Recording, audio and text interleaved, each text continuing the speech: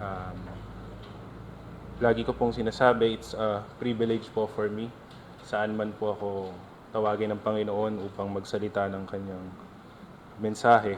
At sa umaga pong ito, gaya po ng sinabi po ni Pastor Rainier, it's monumental to me and it feels nostalgic po sapagkat ito po ang unang beses ko na magsasalita sa Sunday worship service po ng Tondo Baptist Church kung saan po ako lumaki. Naalala ko po nung ako po ay bata pa, nakaupo rin po ako dyan sa pew at maraming mga mensahe na hindi ko maintindihan. No? Pero pinapa-attend po ako dito ng magulang ko. Hindi ko maintindihan at minsan inaantok pa ako. Pero later on, sa biyaya po ng Panginoon, lahat ng mga mensahe na yon napag-aralan po natin at kumilos po ang Panginoon upang maintindihan natin. Sapagkat apart from the Holy Spirit, hindi po natin maintindihan ang kanyang salita. So much po about that. Ang focus po natin ngayon ay sa Panginoon. Nagpapatuloy po tayo last Sunday ng March. Bilis po ng panahon. Ang ating pong theme ay I live what I believe. And ngayong March, pinag-usapan po natin, I believe in God the Son. Bigyan lang po natin ng pagbalik tanaw dun po sa ating mga napag-aralan ng mga nakaraang mensahe.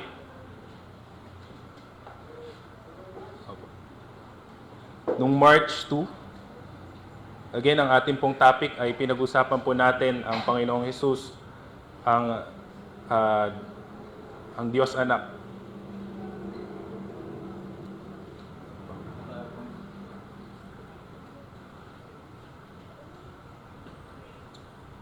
Ayan po. So pagbalik tanaw lamang po sa mga nakaraang Sunday na pinag-aralan natin. March 2, Jesus, the promised Messiah, our blessed hope. Nabasa po natin yan sa Isaiah 9:6, preached by Pastor Rainier. In March 9, Jesus, the lover of sinners, greatness of God's forgiveness to the sinful woman. Ang nagpahayag po niyan ay si Pastor Ruel. At March 16, Jesus, the miracle worker, provider and sustainer. He fed the 5,000. Ang naghayag po niyan ay si Pastor Andy. At last Sunday, March 23, Jesus, the risen Savior, the power of His resurrection, Matthew 28:5-7. Ang ating pong pastor, si Pastor Rainier. At ngayong umaga, as we close the month of March, ating pong sasaliksikin ang John chapter 17. At dito naman po, sasabihin po natin, Jesus is our great high priest. This is the high priestly prayer of Jesus Christ, and we will be reflecting po sa puso. Ano ba yung laman po ng puso ng Panginoong Hesus nung siya ay ipapako? Please stand po as we read God's Word this morning at gawin po natin itong salitan. First verse is on me, then kayo po in the verses na susunod at salitan po tayo. So magsimula po ako, verse 1, Tagalog po. Let's begin. Nang masabi na ni Jesus ang mga bagay na ito, tumingala siya sa langit at sinabi, Ama, dumating na ang oras, luwalhatiin mo ang iyong anak upang luwalhatiin ka ng anak.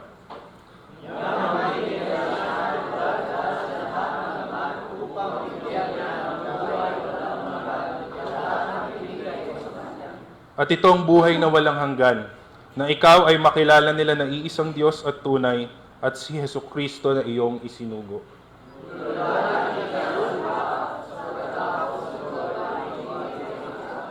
At ngayon, Ama, luwalhatiin mo ako sa iyong harapan ng kaluwalhatiang aking tinaglay sa harapan mo bago pa man nagkaroon ng sanlibutan.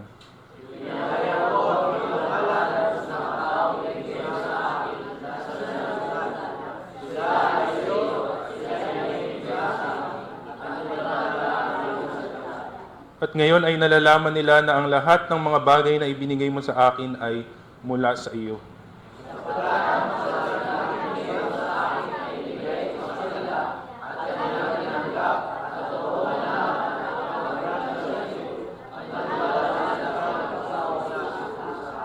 idinadalangin ko sila. Hindi ang sanlibutan ang idinadalangin ko, kundi para doon sa mga ibinigay mo sa akin, sapagkat sila'y iyo.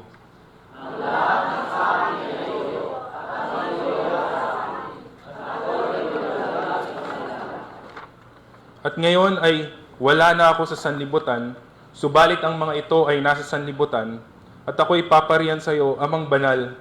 Ingatan mo sila sa iyong pangalan, sila na ibinigay mo sa akin upang sila'y maging isa, na gaya naman natin na iisa.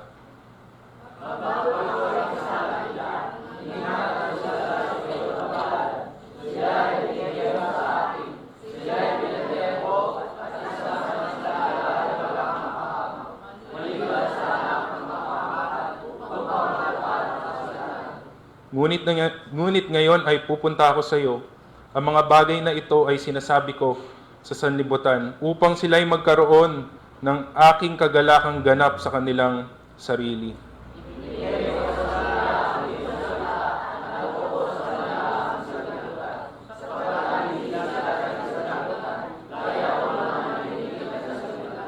Hindi ko hinihiling na alisin mo sila sa sanlibutan, kundi ingatan mo sila mula sa masama.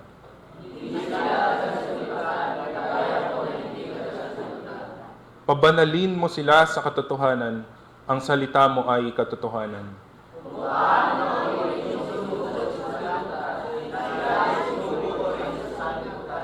At dahil sa kanila ay pinabanal ko ang aking sarili, upang sila naman ay pabanalin sa katotohanan.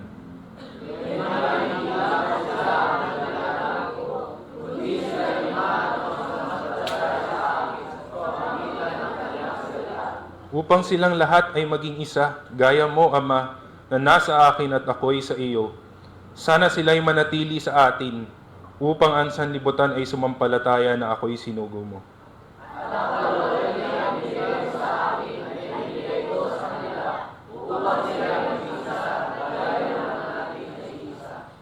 Ako'y nasa kanila, at ikaw ay nasa akin, upang sila'y maging ganap na isa, upang malaman ng sanlibutan na ikaw ang nagsugo sa akin at sila'y iyong minahal kung paanong ako'y iyong minahal.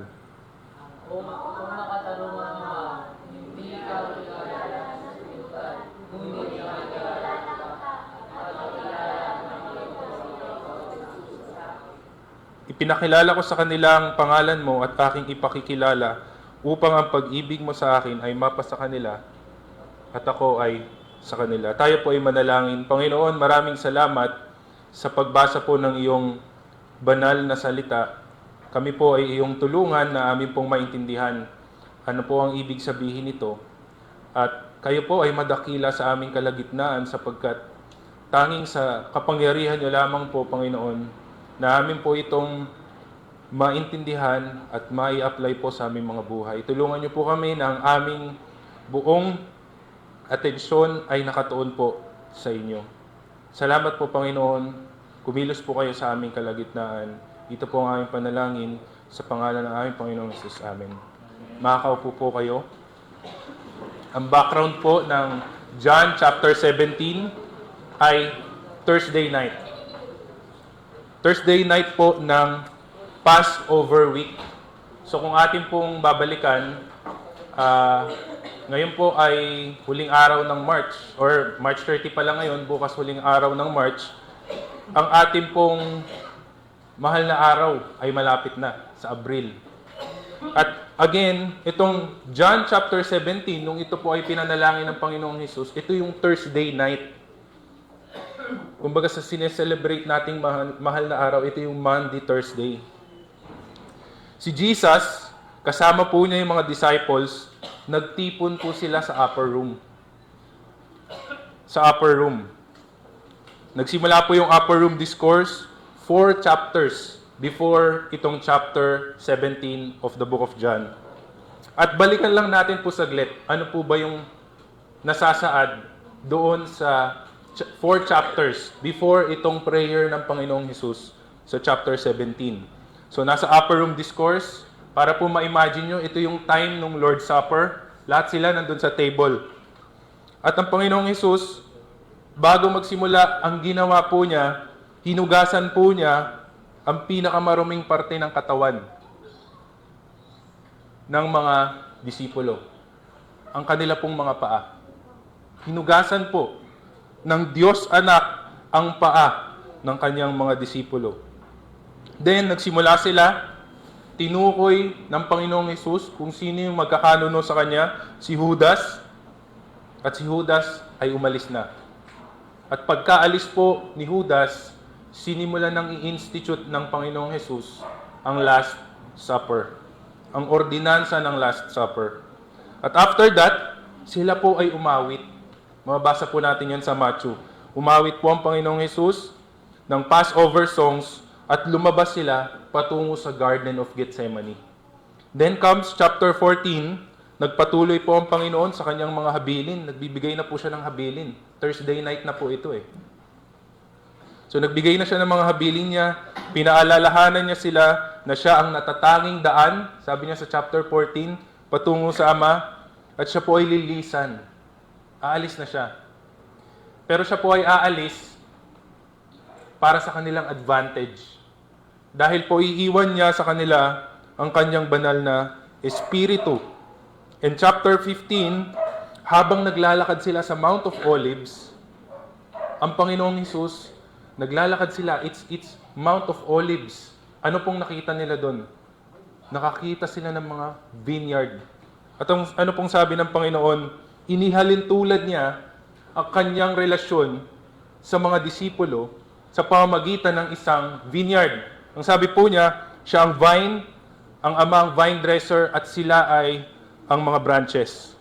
At binalaan niya sila na sa mundong ito, makakaranas po sila ng mga persecution.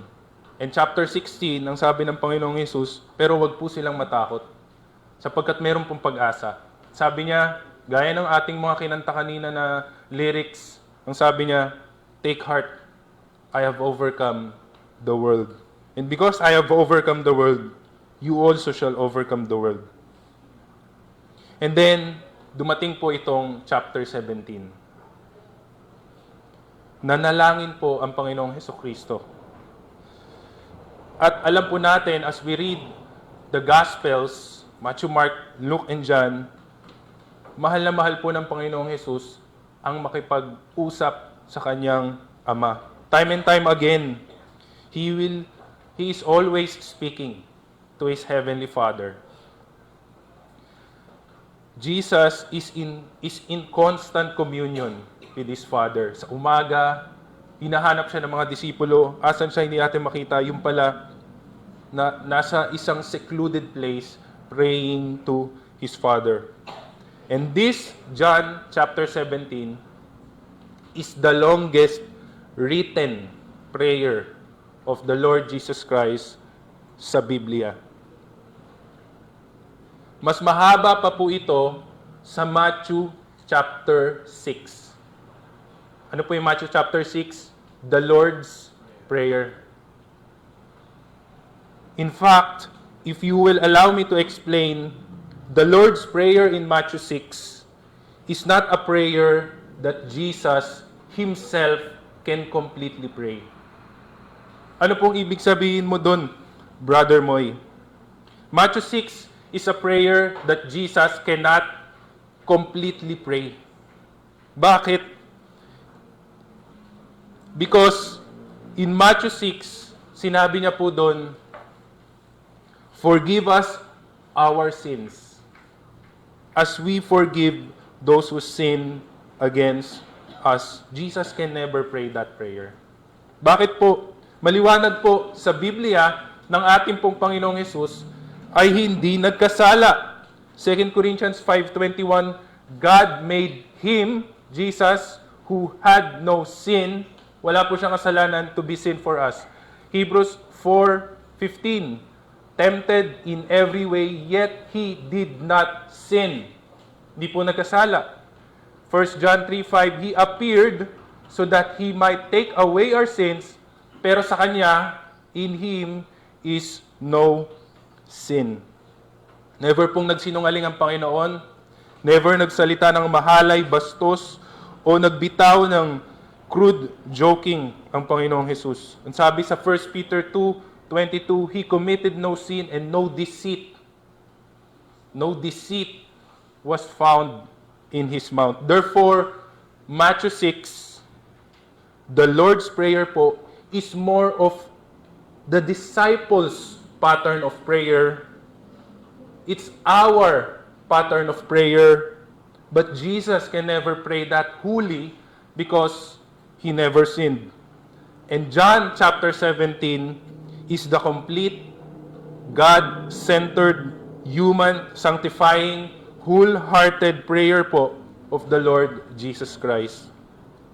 John 17 is the real Lord's Prayer. At tinawag po itong high priestly prayer because it is an intercessory prayer. Intercessory, praying in behalf of His people, which we will see later on as we walk through the text. So John chapter 17, we can divide it po into 3 parts. At ito na rin po ang ating magiging points this morning. 3 bahagi ng John chapter 17. And I do not claim that I will be able to exhaust all the theological meaning, all the richness, treasure, pleasure, and comfort na pwede po tayong magkaroon coming from this chapter. And it is of our benefit na we will gaze upon the beauty of John chapter 17 all the days of our lives and enjoy the love of the Son of God through this prayer. Ang ating pong points this morning, 3 lang. Jesus prayed for Himself, the glory of God the Son. Jesus prayed for His 11 disciples. Later on will be called the apostles, the first-hand witnesses of the Lord. Jesus prayed, and lastly, Jesus prayed for us. He prayed for us. Even that's 2,000 years ago, He prayed for us right now.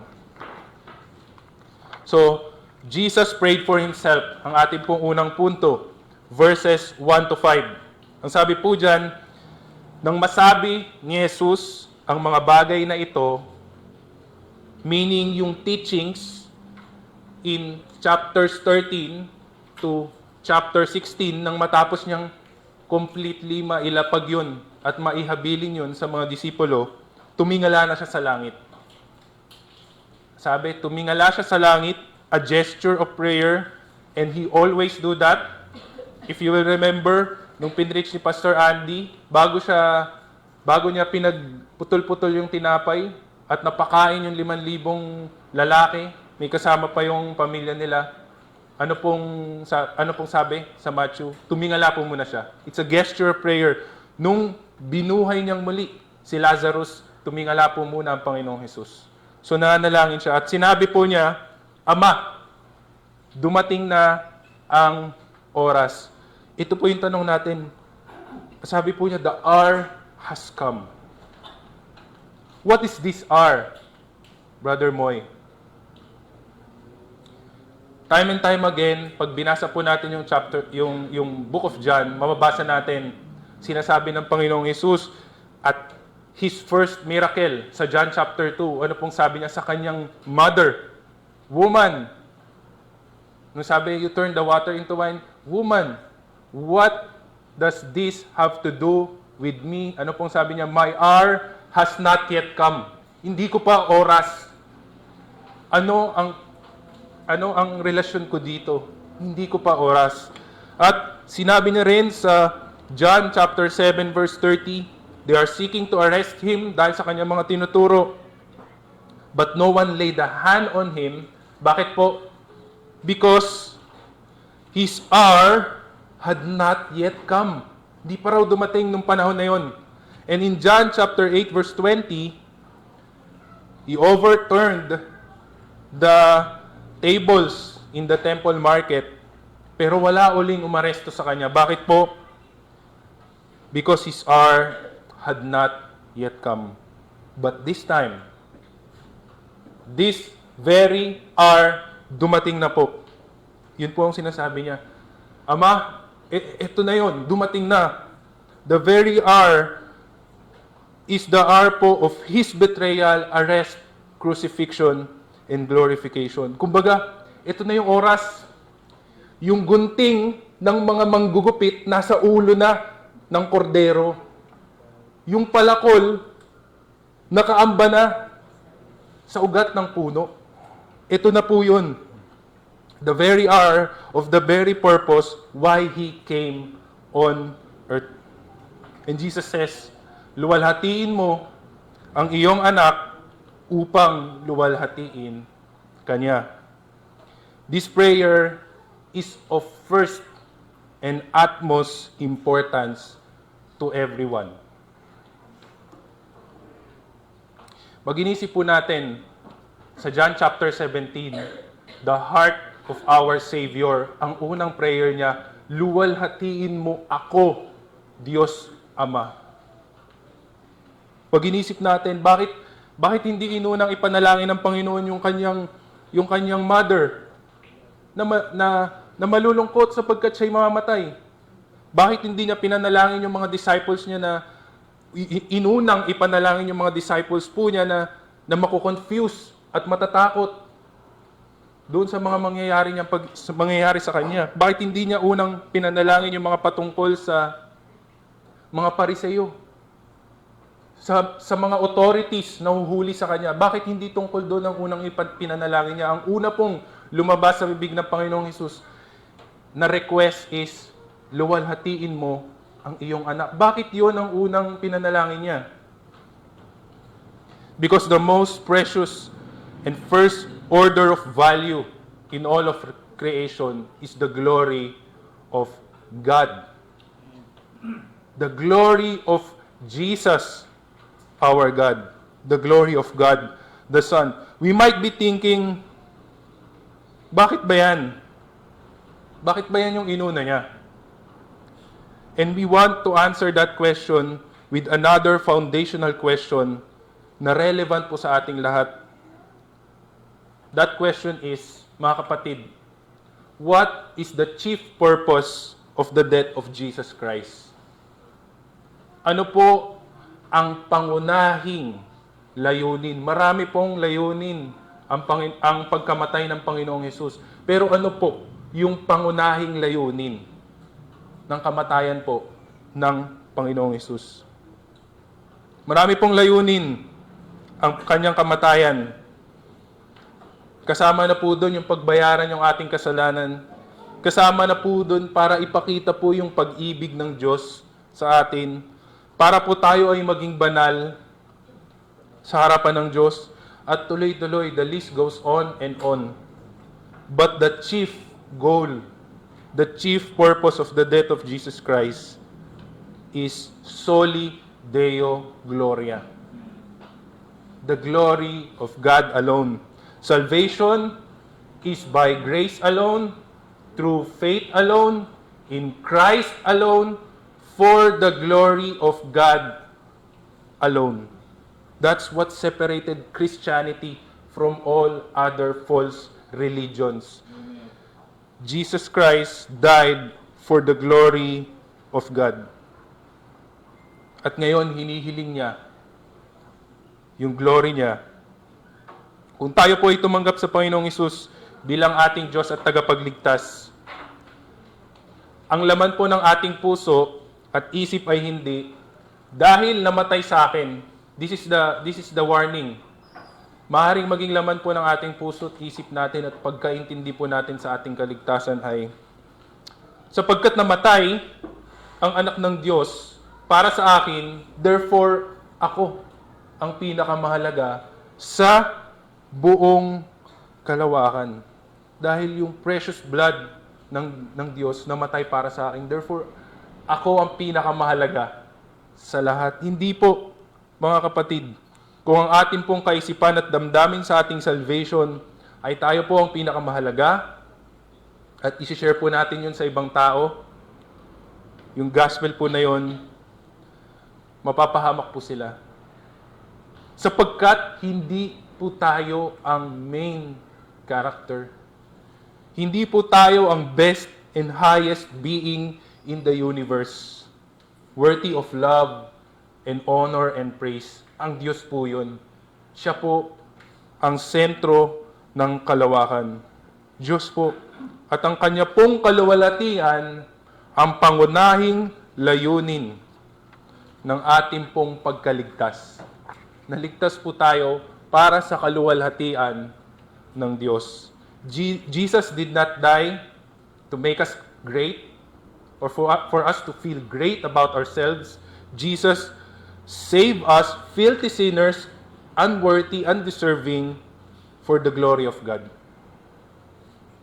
Kaya ang sabi sa Romans chapter 15 verse 8 to 9, sinasabi ko sa inyo, si Kristo ay naglingkod upang patunayan na ang Diyos ay tapat.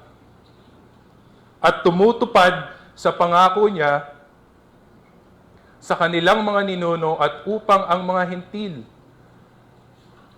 mga non-Jews, ay magpuri sa Diyos dahil sa kanyang habag. Yun po ang reason. Para papurihan ng Diyos sa kanyang mercy. At ang sabi rin, sa Ephesians chapter 1 verse 5 to 6 na tayo'y itinalaga niya nung una pa sa pagkupkop na tulad sa mga anak sa pamamagitan ng Jesucristo sa ganang kanya ayon sa minagaling ng kanyang kalooban sa ikapupuri ng kaluwalhatian ng kanyang biyaya para po sa kapurihan ng Diyos. Paulit-ulit mababasa po natin sa Biblia. And even in Isaiah, even in the Old Testament, 43:6-7, ang sabi po, aking sasabihin sa hilaga, hayaan mo, at sa timog, huwag mong pigilan. Dalhin mo rito ang aking mga anak na lalaki na sa malayo nagmula, at ang aking mga anak na babae mula sa dulo ng lupa. Bawat tinawag sa aking pangalan, sila na aking nilikha. Para saan po? Para sa aking kaluwalhatian. Oo, yahong aking inanyuan. Oo, yahong aking ginawa. Some might say, kapatid, yung sinasabi mo, hindi ba parang egoistic? Big ego. Hindi ba parang egoistic at self-centered ang Panginoong Hesukristo? Na inuna niyang ipanalangin yung kanyang kaluwalhatian. Hindi ba parang self-centered siya, kapatid? Hindi ba parang prideful siya? Mga kapatid, it will never be self-centered for Jesus to say to His Father, luwalhatiin mo ang iyong anak. It will never be self-centered. Bakit po? Sapagkat maliwanag doon sa binasa po nating teksto kanina na yung kaluwalhatian ng Panginoong Hesus ay kaluwalhatian na niya bago pa na itatag ang sanlibutan. Sa Kanya yun. Hindi yun isang bagay na hindi sa Kanya at kinokovet niya. Ano pong sabi niya? Ama, verse 5, at ngayon, Ama, luwalhatiin mo ako sa iyong harapan ng kaluwalhatiang aking tinaglay sa harapan mo bago pa man nagkaroon ng sanlibutan. At hindi lang po yun. Karapat-dapat siya sa kaluwalhatian na yun dahil sa Kanya yun. At karapat-dapat din po siya dahil ang sabi sa ating verses, ang sabi po sa ating verses, na mayroon po siyang kapamahalaan sa lahat ng laman. Ibig sabihin po sa lahat ng tao na magbigay ng buhay na walang hanggan. Ang buhay na walang hanggan na makilala ang Diyos at si Kristo na kanyang sinugo. Verse 3 and verse 4. So yun po yung isa pang dahilan bakit karapat-dapat ng Panginoon dahil meron siyang kapangyarihan ng magbigay ng buhay na walang hanggan. Kaya karapat-dapat po siya dun sa kadakilaan na yun at sa kaluwalhatian na yun. At ano pa po, dahil niluwalhati niya yung Ama nung siya po ay nabubuhay dito. Ano pong ibig sabihin?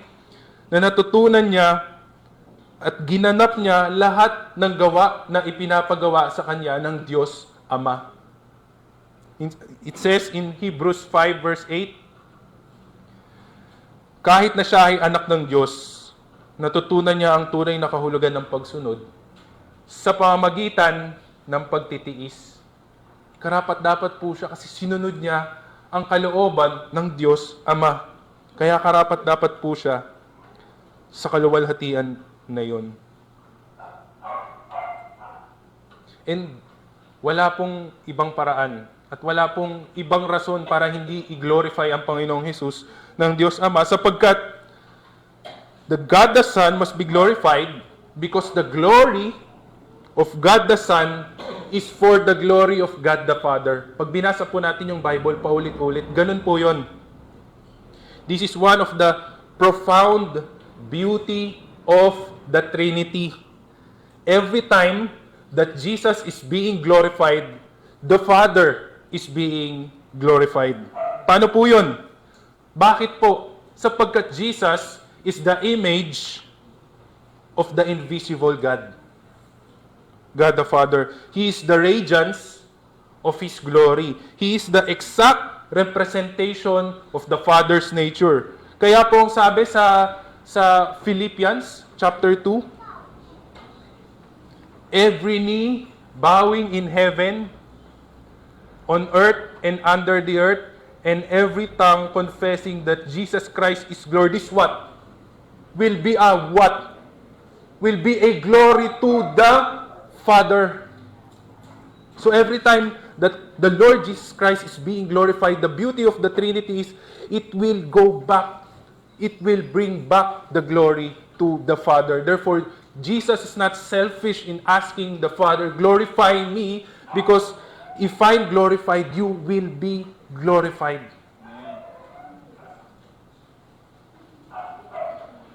John 5:22-23, sapagkat ang Ama hindi humahatol sa kanino mang tao, kundi ipinagkaloob niya sa anak. Ang anak ang may karapatang magbigay ng buhay na walang hanggan, upang papurihan ng lahat ang anak.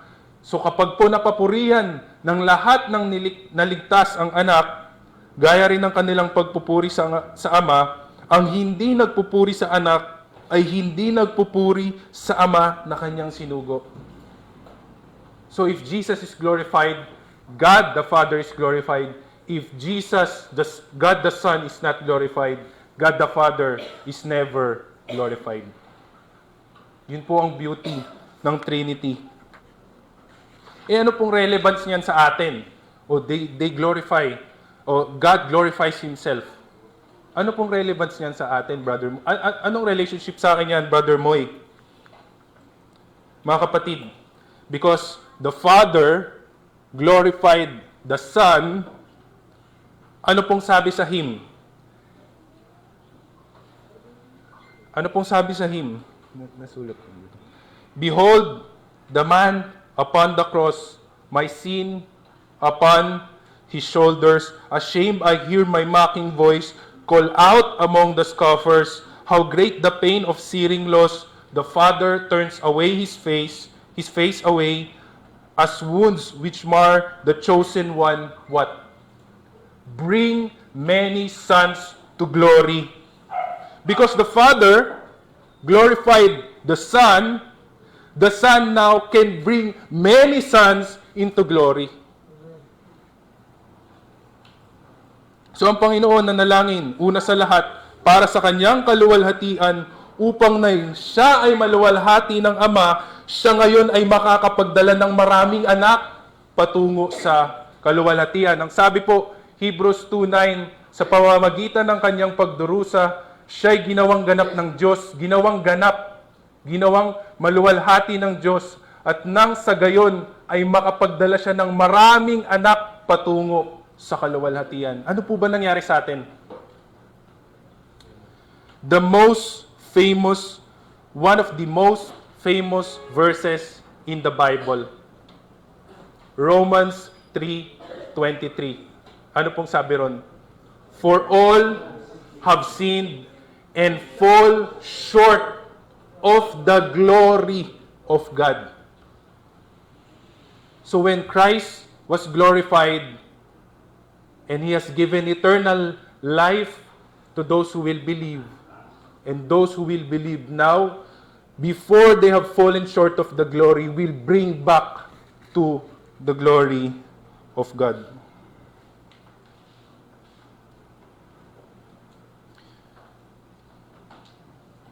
Sapagkat si Kristo man ay minsang nagdusa dahil sa mga kasalanan ng isang matuwid. Ang isang matuwid dahil sa mga hindi matuwid, upang kayo ay maibalik niya o madala niya pabalik. Upang tayo po ay madala niya pabalik sa Diyos.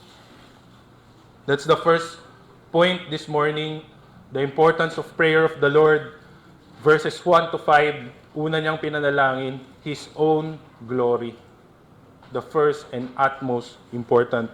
Second point, Jesus prayed for the 11 disciples. He prayed for the 11 disciples. Verses 6 to 9. These 11 because umalis na po si Judas para ipagkanuno ang Panginoon. These 11 has been with Him through thick and thin for the past 3.5 years of His ministry. At nalalaman po ng Panginoon na silang lahat ay manghihina. Yun ang nangyari. Nanghihina sila eh. Even Peter, bumalik siya sa pangingisda. Tinawag lang siya uli ng Panginoon. Alam ng Panginoon, manghihina sila. Kapag nasaksihan nila yung mangyayari sa Kanya. Pagkat nung mangyari na yung oras na ito. Therefore, dahil alam niya po ang mangyayari sa mga disipulo niya, nanalangin po siya ng 4 na request sa kanyang Ama para po sa kanyang mga disipulo who has been with Him through His earthly ministry. At ito po yung 4 na pinanalangin po ng Panginoong Hesus na binasa natin kanina from verse 6 to verse 19. Protection, He prayed for protection. He prayed for their fullness of joy. He prayed for their sanctification. And He prayed for their commission. And daanan po natin yan isa-isa. First prayer request of the Lord Jesus Christ to His Father in behalf of the 11. Ito na po yun, intercessory prayer in behalf of the 11. Protection. Protection. Verse 11, at ngayon ako ay wala na sa sanlibutan, subalit ang mga ito ay nasa sanlibutan. At ako'y paparian sa iyo, Amang Banal, ito po yun, ingatan mo sila sa iyong pangalan, sila na ibinigay mo sa akin.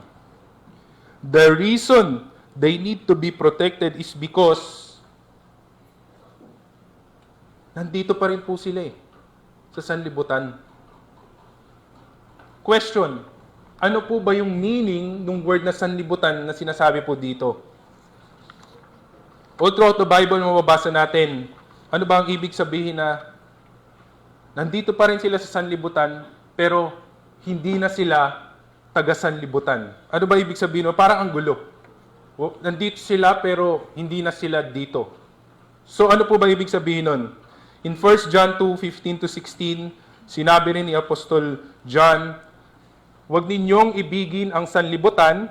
So ito po yung ibig sabihin nun. Ni ang mga bagay na nasa sanlibutan. Ang pag-ibig na Ama ay wala sa sino mang umiibig sa sanlibutan. Sapagkat ang lahat na nasa sanlibutan, ang masamang pagnanasa ng laman, so yun daw po yung nasa sanlibutan. At sabi kanina, sila po ay wala na sa sanlibutan. So, sapagkat lahat ng nasa sanlibutan, ang masamang pagnanasa ng laman, ang pagnanasa ng mata, ang pagmamata sa buhay ay hindi mula sa Ama, kundi mula sa sanlibutan. At sabi rin po sa Ephesians 5 verse 3-5, ngunit ang pakikiapid, ang lahat ng karumihan o kasakiman, ay huwag sanang mabanggit sa inyo gaya ng nararapat sa mga banal. Gayon din ang karumihan at hangal na pagsasalita, ang mga pagbibiro na di nararapat, kundi ang pagpapasalamat, sapagkat inyong nalalaman na bawat mapakiapid o mahalay o sakim na sumasamba sa mga Diyos-Diyosan ay walang mamanahin sa karya ni Kristo at sa Diyos. Ito po yung mga bagay na nasa sanlibutan. Pero ang sabi ng Panginoong Hesus, aalis na ako, mawawala na ako physically, therefore, Ama, ingatan mo po sila. Bakit po? Dahil minsan, ito pong 11 ay kabilang sa sanlibutan. Dati po silang makasalanan, kabilang sila sa sanlibutan. At hiniwalay, ibig sabihin, hiniwalay lamang po sila, in-identify sila sa Panginoong Hesus, pero hindi sila naalis sa sanlibutan, nandito pa rin po sila. At ano po ang naghiwalay sa kanila? Niliwanag po yan ng Panginoong Hesus sa kanyang panalangin. Verse 6, ito yung naging dahilan bakit naging hiwalay yung mga disipulo sa sanlibutan. Bakit hindi na sila tinatawag na taga-sanlibutan kahit nandito pa sila sa sanlibutan o nandito pa sila sa mundo? Dahil po, verse 6, sa kanila po ipinahayag ng Panginoong Hesus kung sino ang Ama. Sabi po yan, supported by Matthew 13 verse 10 to 11. Kasi sa mga disipulo, ipinahayag ng maliwanag ng Panginoon kung sino ang Diyos Ama. Sabi, verse 10 of Matthew chapter 13, lumapit ang mga alagad at sinabi nila sa kanya, bakit ka nagsasalita sa kanila sa pamamagitan ng talinghaga? Sumagot ang Panginoon at sinabi sa kanila, sapagkat sa inyo, ipinagkaloob na malaman ng hiwaga ng kaharian ng langit, ngunit hindi ipinagkaloob sa kanila. So yun pong unang dahilan bakit sila nahiwalay, sapagkat ni-reveal ng Diyos kung sino siya sa kanila. Verse 7, ito po yung isang dahilan bakit sila nahiwalay sa sanlibutan. Dahil sila po ay ibinigay ng Ama sa Panginoong Hesus. So in another sense, sila po ay pinili ng Ama na mahiwalay sa sanlibutan.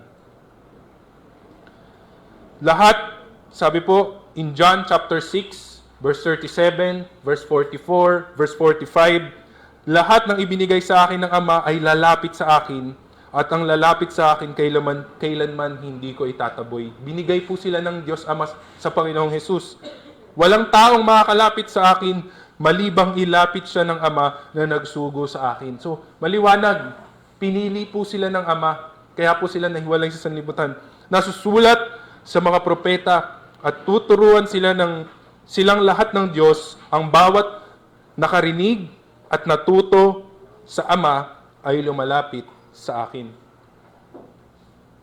And still in verse 7 of John chapter 17, ang sabi, nahiwalay sila sapagkat tinupad nila ang iyong mga salita. Except kay Judas, tinupad nila ang iyong mga salita. Verse 8, another reason kung bakit sila po nahiwalay, na-identify as hiwalay sa sanlibutan, tinanggap nila ang salita ng anak ng Diyos.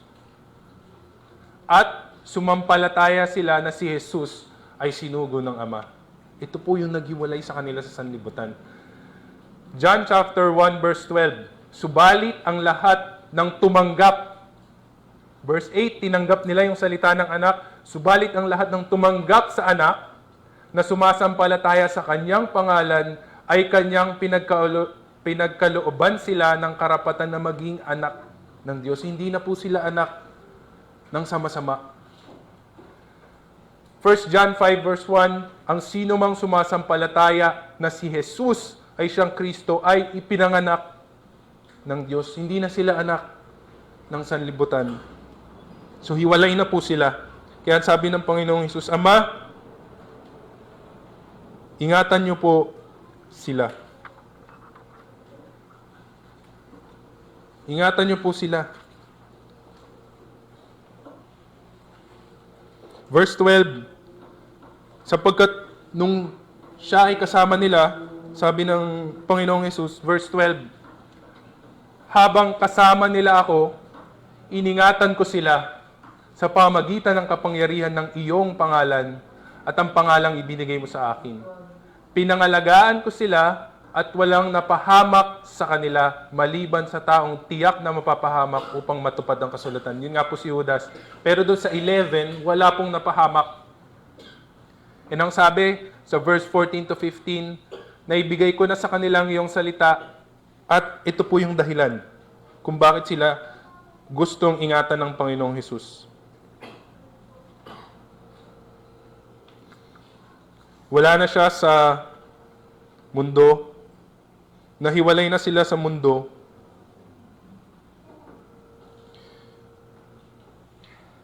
pero sila po nananatili sa mundo. Ang Panginoong Hesus ay babalik na siya ay nananatili. Nandun pa rin sila sa mundo.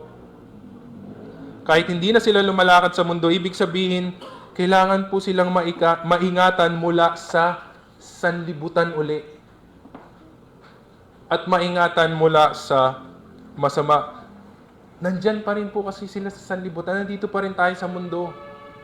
At ang ibig sabihin po nun, maaari pa rin po tayong maakay pabalik.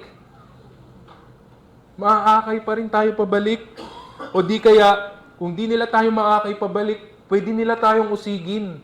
Pwede nila tayong ikutsa, pagtawanan, saktan, alipustahin. At hindi lang yon, hindi lang ang sanlibutan ng kaaway nila. Ama, kaaway din nila ang masama, ang dyablo. Nandyan pa rin siya para sila ay tuksuhin. Nandyan pa rin po sila para sirain yung kanilang testimonya. Present pa rin yung tendency po na ito sa 11. Kaya ang sabi ng Panginoong Hesus, ingatan mo sila. They are prone to wander. They are prone to leave the God they love. What's the solution? Ang prayer ng Panginoong Hesus, Father, please protect them. First prayer item of the Lord for His disciples. Second prayer item, fullness of joy. Fullness of joy. Jesus prayed for the fullness of joy of His disciples. Verse 13, ngunit ngayon ako ay pupunta na sa iyo at sinasabi ko ito habang ako ay nasa sanlibutan pa upang mapuspos sila ng aking kagalakan. Joy in what? Joy in what po? In the promise na marami po silang spiritual blessings in the heavenly places. Na banal na espiritu ay tatahan sa kanila. Na magkakaroon po sila ng karunungan mula po sa Diyos. At malalaman po nila ang katotohanan. Magkakaroon sila ng lakas mula sa Diyos na mas marami pa silang gagawing higit pa sa nagawa ng Panginoong Hesus. Nabibigyan sila ng mga salitang sasabihin nila para maipahayag po nila ang Ebanghelyo. Yung joy coming from those promises ng Panginoon. Joy in the midst of afflictions, in the midst of sufferings, in the midst of persecution, in the midst of diseases. Whatever diseases. Ang panalangin ng Panginoong Hesus, give them indestructible joy. Even in the midst of loss. Na kahit pa ang masama ay hindi maaagaw sa kanila. Yung kaligayahan po na nanggagaling sa iyo, Ama, ay ibigay mo sa kanila. Jesus is saying, Abba, Father, they need your joy to persevere in this fallen world. Just like the lawgiver Moses, when he was growing up, he refused to be called the son of Pharaoh's daughter. He refused to be called a prince of Egypt. With all the pleasures na nasa Egypt, the scientific advancements, Egypt was the capital of the world at that time. Pero ang sabi, he chose rather to be mistreated with the people of God than to enjoy the fleeting pleasures of sin because he is looking to Jesus Christ as the reward. So the joy coming from looking at Jesus Christ as our reward has propelled him to denounce yung riches, fleeting pleasures ng Egypt. And ganun din po ang ginawa ng Panginoong Hesus. Who for the joy that was set before him, he has what? He endured what? He endured the cross, despising its shame. And because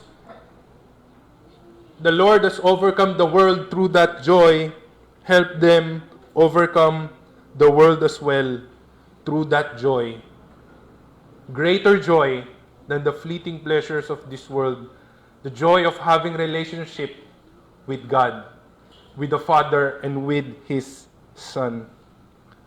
Third prayer item of the Lord Jesus, sanctification.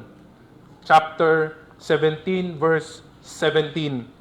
Pabanalin mo sila sa katotohanan, ang salita mo ay katotohanan. Nabanggit po natin na kanina na kapag nawala po ang Panginoong Hesus, nandiyan ang sanlibutan para akahin sila pabalik. Nandiyan po ang dyablo para sila ay tuksuhin. Pero hindi lang po yan ang mga kalaban nila. May isa pa silang kalaban na mas malakas kesa po sa dalawang yan. Bagamat sila po ay ligtas na. Maliwanag po, sila ay pinasakdal na. Ngunit meron po silang mas malakas na kalaban kaysa dyan. Yun po ang kanilang laman. Kaya ang sabi ng Panginoong Hesus, pabanalin mo po sila, Ama. Pabanalin mo sila sa katotohanan. Bawat araw, bawat oras, sila pa rin po ay nasa proseso. Yun po ang ibig sabihin ng sanctification. As long as nandito po tayo, nandun yung tendency natin to commit sin, and yung sanctification is through the Word of God. Pabanalin mo sila sa katotohanan. Ano yung katotohanan na nagpapabanal sa kanila? Ang salita mo ang katotohanan. Ito pong Biblia ang sinasabi po ng Panginoong Hesus. Sapagkat sila ay nasa proseso. Ang sabi sa 2 Corinthians 3:18, tayong lahat ay walang talukbong ang muka na nakakikita ng kaluwalhatian ng Panginoon gaya ng sa isang salamin ay nagbabago sa gayon ding larawan mula sa kaluwalhatian tungo sa kaluwalhatian. Hindi pa po tayo perfectly glorified. Mangyayari lang po yun kung tayo po ay pumanaw na o bumalik na ng Panginoong Hesus muli. Pero tayo po ay from one degree of glory to another, nagmamature. Yung po ang prayer ng Panginoong Hesus, nagmamature. Being sanctified, sanctification, pinapaging banal, step by step. Through what? Through the Word of God, which is the truth. Alam po yan ni Apostol Pablo. Si Apostol Pablo, kahit na siya ay naligtas na, nangiintindihan niya na siya ay nasa proseso pa. Ang sabi po niya, Romans 7:18-19, sapagkat nalalaman ko na walang mabuting nananatili sa akin, sa makatuwid ay sa aking laman. Ang pagnanais ng mabuti ay nasa akin, subalit hindi ko yun magawa. Sapagkat ang mabuti na aking nais ay hindi ko ginagawa, ngunit ang masama na hindi ko nais ay siya kong ginagawa. At ang sabi niya sa Romans 7:24, dahil dyan kahabag-habag ako. Sino ang magliligtas sa akin mula sa katawang ito ng kamatayan? Wala pong iba, kundi ang Panginoon. Sa pamamagitan po ng kanyang salita, ang tanging makapaglilinis po sa atin ay ang salita ng Diyos na hinawakan ng banal na Espiritu. Na ginamit ng banal na Espiritu, the sword of the Spirit, which is what the Word of God pierced sa puso po natin. Yun po ang magpapabanal sa atin. Yun po ang, ano pong mangyayari, ano pong gagawin noon upang kanyang pakabanalin siya na nilinis sa pamagitan ng paghuhugas sa tubig ng salita. Kaya ang panalangin ng Panginoong Hesus, sanctify them in the truth. Your word is truth. Only the word of the Lord, handled by the Holy Spirit, pierced through our hearts, will be the reason for us to be cleansed from our ongoing sin. So everything in the Bible is connected, and it gives us a clearer understanding. So when we seek connections, verse 19, at dahil sa kanila, pinabanal ko ang aking sarili upang sila naman ay pabanalin sa katotohanan. Hindi po, ang Panginoong Hesus po ay hindi banal na naging banal. Hindi po ganun. Siya po ay banal. Ang ibig sabihin po niya dito na pinabanal ko ang aking sarili, pinakita ng Panginoong Hesus sa kanila kung paano yung buhay na banal. At ginawa yun ng Panginoong Hesus para sa kanila, para meron silang ehemplo. Pinabanal ko ang aking sarili para sila naman, pag tumingin sa Panginoong Hesus, ay magiging banal. Sa katotohanan.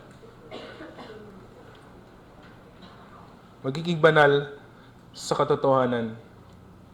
Sa ating pong panahon ngayon, pag pinag-usapan ng katotohanan, too many fake news, too many fake images, fake screenshots, videos, misleading opinions. You go to social media, madaming gustong sila po ang mapakinggan, madaming nagkiklaim na sila yung nagsasabi ng totoo, sila yung nangangaral ng katotohanan. Mga kapatid, gusto po ba natin ang katotohanan dito sa sanlibutan? Na napakarami pong fake. Gusto po ba natin ang katotohanan na magpapalaya po sa atin mula sa kasinungalingan? Mula mismo po sa bibig ng Panginoon. Ano po yun? Ang salita ng Diyos, ang katotohanan. At may pang-apat po na panalangin ng Panginoong Hesus para sa kanyang disipulo. So He prayed for protection, He prayed for the fullness of joy, He prayed for the sanctification, and lastly, He prayed for their commission. Verse 18, kung paanong ako ay iyong sinugo sa sanlibutan, sila rin naman ay aking sinusugo rin sa sanlibutan. Meaning, ano pong ibig sabihin nun? The promises, the love, the forgiveness, sanctification, glorification, does not end with the 11. Jesus wants to include more and more. Hindi lang po para sa 11, more and more. Kaya ang sabi niya, gaya ng pagsugo mo sa akin, Ama, sinusugo ko po itong mga ito sa sanlibutan. Upang ano po? Upang yung iba pang mga nasa sanlibutan ay maibalik din sa relasyon at sa kaluwalhatian ng Diyos Ama. Nanalangin po ang Panginoong Hesus na ito pong 11, matupad po nila yung komisyon sa kanila at humayo po sila sa buong sanlibutan upang ipangaral po ang salita ng Diyos at ang naging buhay ng Diyos Anak. Yun po ang panghuling panalangin ng Panginoong Hesus doon po sa 11. And our third and last point, this morning, Jesus prayed for us. Nanalangin po ang Panginoong Hesus para sa atin. This is in verse 20 to 26. Gayunmay, hindi lamang sila ang idinadalangin ko, kundi sila rin naman ng mga sumasampalataya sa akin sa pamamagitan ng kanilang salita. Ibig sabihin po, binabago nito yung ating pananaw dun sa mga nauna nating pinag-usapan. Meaning, yung 4 na prayer kanina na sinabi natin na para sa 11, sinasabi ngayon sa verse 20, nililiwanag ngayon sa verse 20, na all the prayers of the Lord Jesus Christ for the 11 is also for all those who will believe through the 11. For all the people who will believe from that generation 2,000 years ago until to this generation and to the coming generations until the end of the age. And this verse po has helped in establishing the validity of the New Testament and the divine inspiration of the New Testament books. Kasi ang sabi ng Panginoong Hesus na yung salita ng mga disipulo ay galing din sa Kanya. Na yun sa pamamagitan po na yun, sila rin ay maliligtas. Yung testimonya. Kaya, when we look at New Testament, lahat po yan sinulat ng mga apostol o di kaya mga malapit sa apostol, kinasihan po ng banal na espiritu. At yun po ang naging Biblia, yun po ang naging katotohanan na ating pinag-aaralan. However, beyond that New Testament, all other testimonies must be measured, must be tested kung totoo ba sa pamamagitan po nung Bible, sa pamamagitan po nung salita mismo na isinulat na nandito. Ibig sabihin po nun, hindi lang basta sino pwedeng mag-claim in himself na nangungusap sa kanya ang Diyos in this age. May mga nagsasabi, I'm the apostle of this one, I'm a prophet of this one. Whatsoever they are saying must be measured by the words and the testimony ng mga apostol. Dito po. And everything beyond this, magdagdag ka, magbawas ka, there is judgment for you. Sapagkat ang layunin po ng Panginoong Hesus, bakit niya sinabi na lahat ng sasampalataya sa aking mga salita at sa salita nitong mga disipulo ay para po sila ay magkaroon ng unity, hindi po para magkaroon ng confusion. Ang daming pinapakinggan na iba kung sinong turo or what. Wag, ito lang. Para magkaroon po ng true unity at hindi po magkaroon ng confusion. Ano sabi po sa verse 21? Upang silang lahat ay maging isa. So Jesus prayed for the unity of all who will believe with the Trinity. Upang silang lahat ay maging isa, gaya mo, Ama, na nasa akin at ako'y nasa iyo, sila'y manatili sa atin upang ang sanlibutan ay sumampalataya na ako ay sinugo mo. Upang tayo daw po ay maging isa, gaya ng pagiging isa ng Diyos Anak at Diyos Ama. At mangyayari lang po yun, if tayo po ay magiging isa sa Diyos Ama at Diyos Anak sa pamamagitan po ng Kanyang salita. At kapag nangyari po yun, na tayo po ay naging isa sa Diyos Ama at Diyos Anak, malalaman daw po ng sanlibutan, upang ang sanlibutan ay sumampalataya na ako ay sinugo mo. So ano po ibig sabihin nun? Hindi po tayo magiging isa dahil sa politiko. Hindi po tayo magiging isa dahil sa mga fina-follow natin pare-parehas na K-pop, P-pop, Bini, singer or artist whatsoever. Paano daw po tayo magiging isa? Magiging isa tayo kapag tayo po ay iisa sa Diyos Ama at Diyos Anak sa Kanyang salita. Verse 22, at ang kalawalhatiang ibinigay mo sa akin ay ibinibigay ko sa kanila upang sila ay maging isa na gaya naman natin na iisa. So iisa raw po yung ating kaluwalhatian. Saan po galing? Sa Ama, pinadaan sa Anak, papunta sa atin. So ang kaluwalhatian po natin ay galing sa Diyos. Tayo po ay naluluwalhati ng kaluwalhatian na galing sa Diyos at hindi po galing sa mga idolo. Verse 23, ako ay nasa kanila at ikaw ay nasa akin, upang sila ay maging ganap na isa, upang malaman ng sanlibutan na ikaw ang nagsugo sa akin at ako'y iyong minahal at sila'y iyong minahal kung paanong ako'y iyong minahal. So isa sa pananampalataya, isa sa doktrina, isa sa pag-ibig. Kung paanong ako'y iyong minahal, sila ay iyong minahal. Mga kapatid, kung nababatid po natin ang Panginoong Hesus ay tumatahan sa puso natin, sa buhay natin, dito po sa ating pagtitipon, ano pong kaibahan ng maidudulot po nun sa ating pong mga desisyon. How about po sa pakikitungo po natin sa bawat isa? O how about sa pakikitungo po natin sa mga wala dito sa ibang tao? Ano pong kaibahan ang madudulot po natin sa atin noon kung alam natin ang Panginoong Hesus ay nasa atin?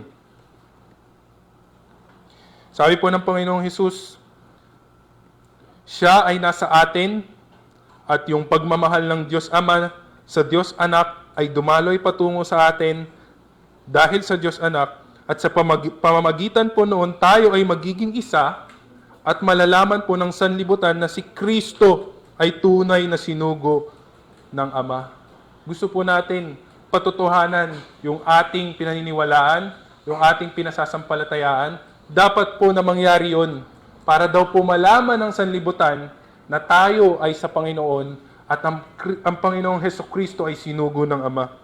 Para wala po silang mapasubalian, wala po silang masabi at makilala po nila na tayo po ay tunay na disipulo ni Kristo kung tayo po ay iisa at may pagmamahalan gaya ng Diyos Ama at ng Diyos Anak. Sabi sa John 13:35, by this all people will know that you are my disciples. Paano po? If you have love for one another. Baliktarin po natin, if you do not have love for one another, will all the people know that we are His disciples? Verse 24, patapos na po tayo. Ama, nais kong ang ibinigay mo sa akin ay makasama ko kung nasaan ako naroon, upang makita nila ang kaluwalhatiang ibinigay mo sa akin, sapagkat ako iyong minahal bago pa man natatag ang sanlibutan. Dito po natin makikita na hindi lamang po dito sa sanlibutan yung unity na gusto po ng Panginoon. Not only in this present corrupted world. Even more so, nais po ng Diyos Anak na in the future, tens of millions of years, we will see the beauty of the Lord and share in His glory and share in the fellowship of the Trinity. Infinite joy, infinite love, infinite pleasure we are experiencing in the eternity. O makatarungang Ama, verse 25, hindi ka nakikilala ng sanlibutan, ngunit nakikilala kita at nakikilala ka ng mga ito na ikaw ay nagsugo sa akin. At hindi po titigil ang Panginoong Hesus sa kanyang ginagawa. Ipinakikilala ko sa kanila ang pangalan mo at aking ipakikilala tuloy-tuloy. Upang ang pag-ibig mo sa akin ay mapa sa kanila at ako sa kanila. I would like to end with the title of this prayer of the Lord. Tinawag po ito again na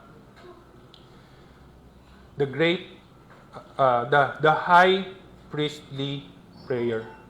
Tinawag po itong the high priestly prayer. Jesus is who? Jesus is the Christ. Hindi po apelido yon. Jesus is the Christ. And Christ means Messiah. Messiah means anointed one.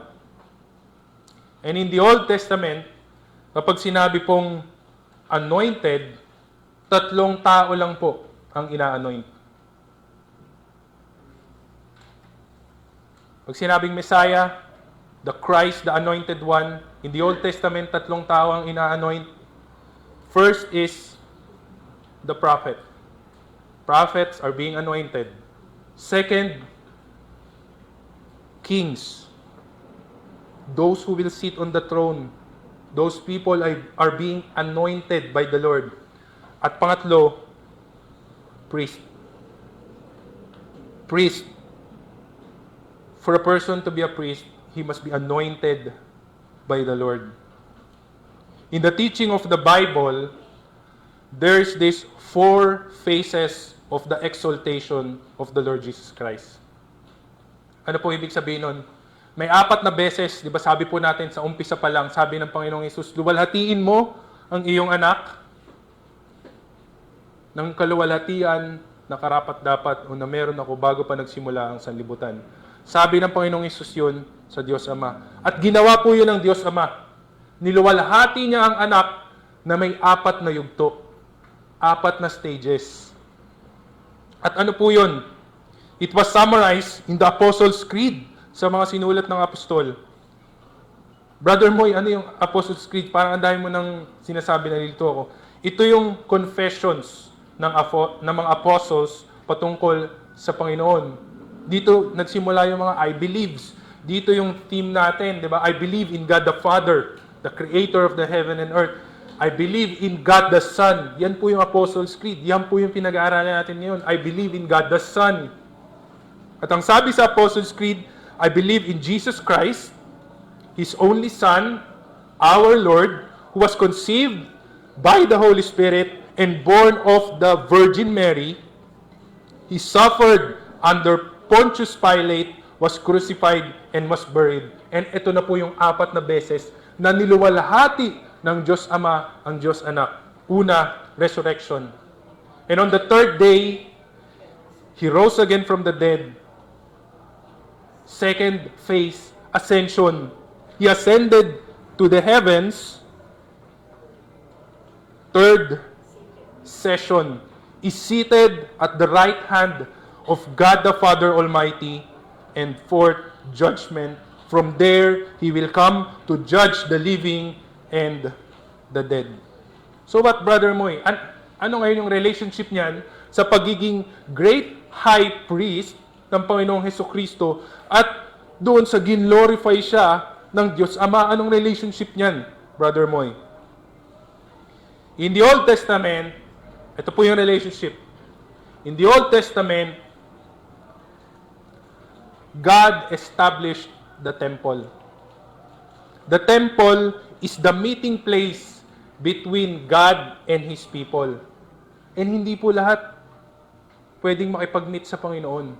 Sino lang po? Priest. Ano po bang trabaho ng priest? Anong responsibility or role ng priest? Priest are representations of people before God. Na kung paano ang prophets ay representation ng Diyos sa mga tao, kaya siya sabi ng mga propeta, thus saith the Lord, thus saith the Lord. In the other way around, priests are representations of the people to God. Sila po ang nagre-represent sa mga tao, sa Israelites. And this is a picture of the temple built by Solomon for the Lord. So yan po yung itsura.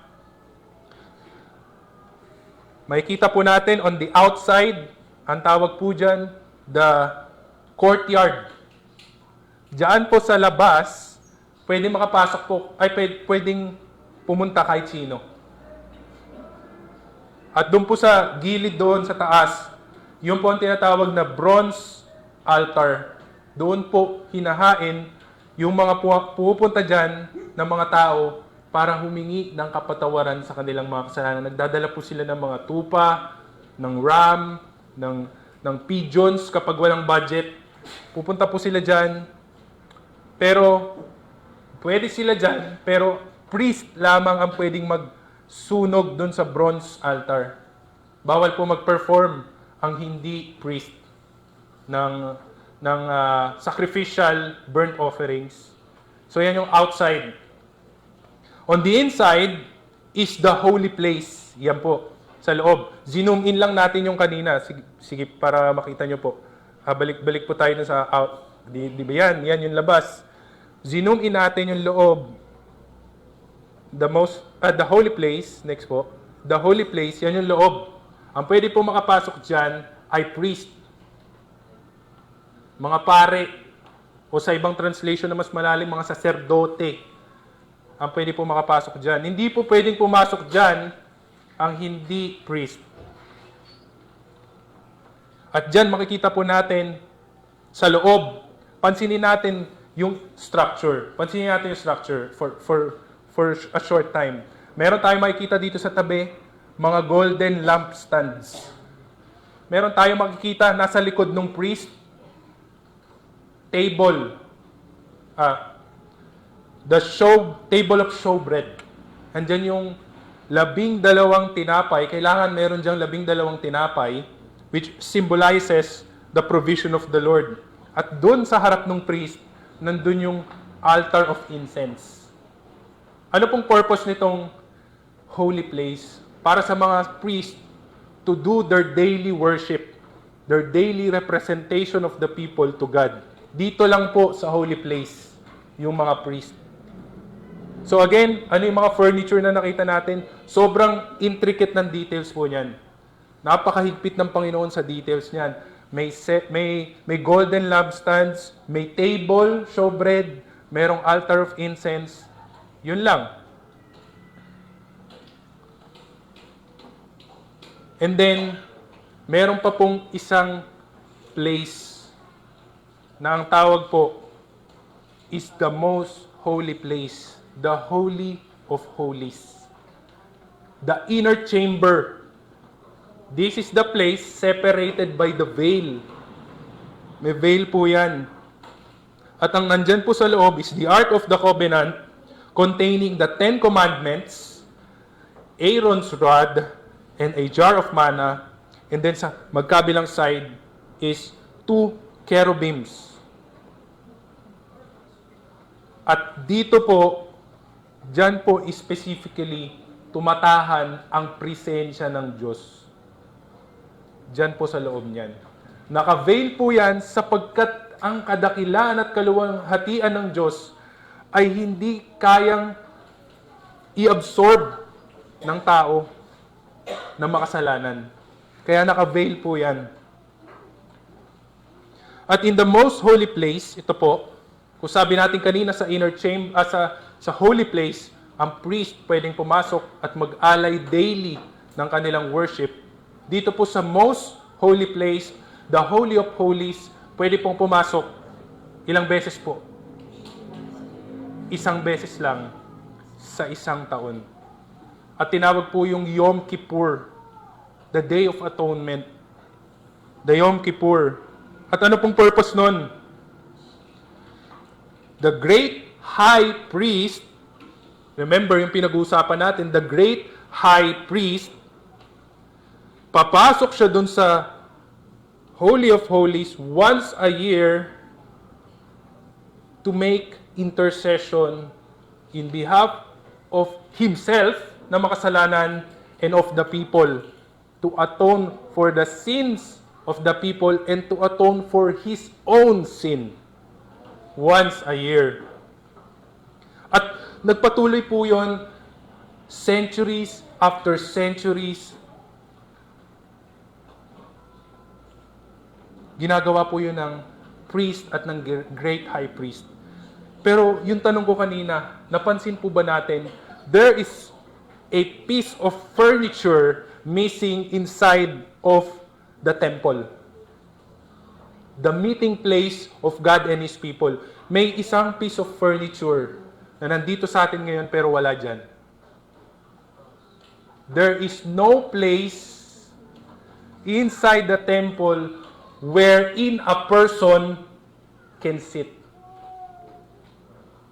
There is, nakita po ba natin, walang upuan. May upuan bang pinagawa ang Diyos? Masyado siyang detailed. Ang Panginoon po ay detailed. Ito yung sukat niyan. Kailangan ito gold pillars. Kailangan may gold lampstands. Kailangan may table sa loob para sa mga tinapay. Kailangan may altar of incense. Pero parang sadyang kinalimutan ng Panginoon na mayroong upuan sa loob. Bakit walang upuan sa loob? Sapagkat po, ang trabaho ng isang saserdote ay hindi natatapos. Taon-taon, dekada, centuries, patuloy yun hindi po natatapos yung kanyang pag-aalay. Wala pong katapusan.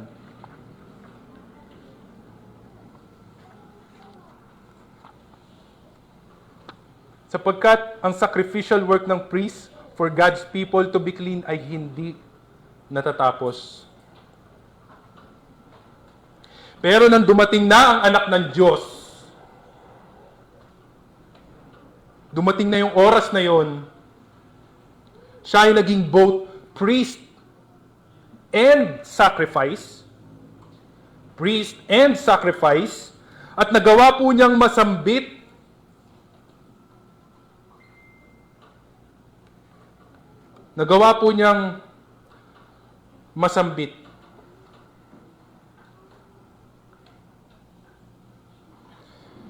ang mga salitang kailanman ay hindi nasambit ni numan na saserdote sa kasaysayan po ng paghahandog o pag-aalay. Ano po yun? Nagawa pong masabi ng Panginoon, lahat ng nauna sa Kanya, walang nagawa. Paulit-ulit sila, pero hindi enough to fully satisfy yung kalooban ng Diyos. Hindi enough to fully pay the penalty of sins. Pero dumating na ang oras. Ito na ang anak ng Diyos na siyang naging saserdote, naging pare, at naging sakripisyo. At nagawa niyang masambit ang mga salitang hindi nasambit ni numan sa kasaysayan ng pag-aandog. Ano po yun? It is finished. Tapos na. Hindi mo na kailangang magtrabaho pa. Tapos na. Binayaran na. Hindi mo na kailangang mag-alay pa. Kaya ang sabi sa Apostles' Creed, I believe in God the Son. Ano nangyari? He was glorified by how He ascended into heaven, the real Holy of Holies, yung temple. That's here on earth. Sabi nga ni Solomon, hindi ko alam kung kaya kang i-contain nito, Diyos eh. Dito lang to sa lupa eh. Pero Jesus, namatay siya, na-resurrect, He ascended into heaven, the real Holy of Holies where the presence of God is, and sa kauna-unahang beses, ang isang saserdote ay naupo.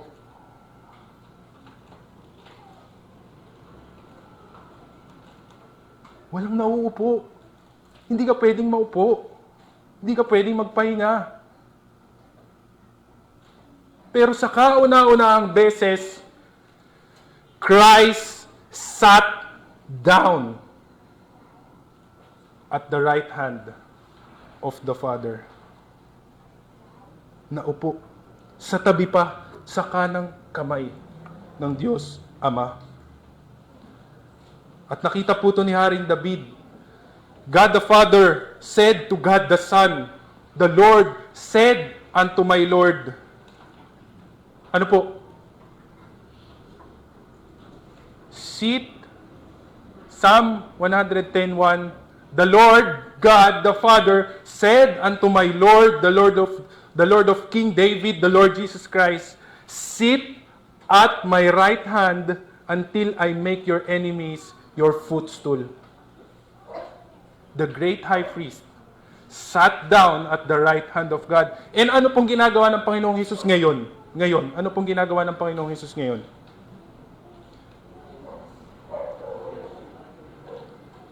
My little children, these things write I unto you, that ye not sin. And if any man sin, we have an advocate with the Father, Jesus Christ, the righteous. Jesus Christ, the great high priest at the right hand of the Father, the advocate. Bakit kailangan natin may advocate? Because the enemy, day and night, is accusing the brethren. Yan si Moses Lim. Kasalanan naman yan, no? Tingnan mo, anak mo yan. Tingnan mo yan. Tingnan mo yung sinasabi niyan. Tingnan mo yung ginagawa niya. Nagkasala na naman yan. Christ at the right hand of the Father. Hebrews 7:25. Wherefore he is able to save them to the uttermost that come unto God by him, seeing he ever liveth to make intercession for them. He ever liveth to make intercession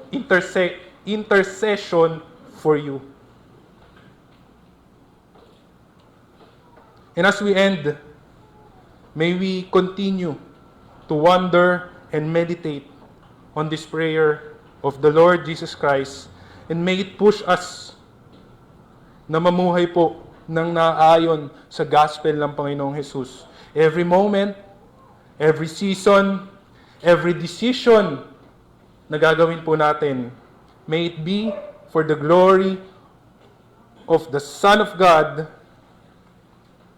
who always praying for our behalf, hanggang sa tayo po ay maging matagumpay sa ating buhay pananampalataya. Tayo po ay manalangin.